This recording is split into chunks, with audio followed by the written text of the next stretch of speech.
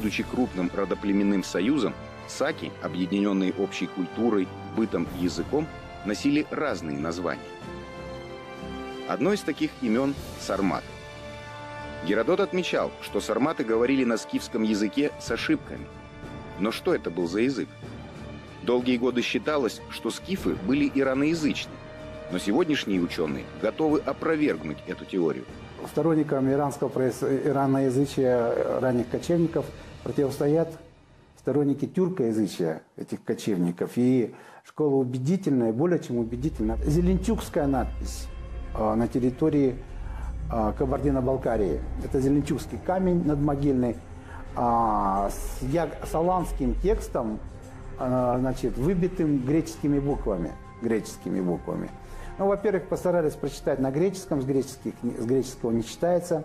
Потом академик Миллер в XIX веке попытался с позиции осетинского языка. Получилась полная ерунда. Сейчас замечательно прочитали карачаевские, татарские ученые, замечательно прочитали с позиции тюркского языка. Это тюркоязычная, явно тюркоязычная надпись.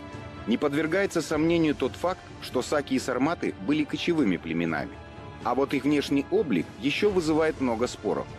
Однако, если учесть результаты всех антропологических исследований, можно смело считать, что первые кочевники, находясь на перепутье крупнейших мировых коридоров, имели смешанный расовый тип.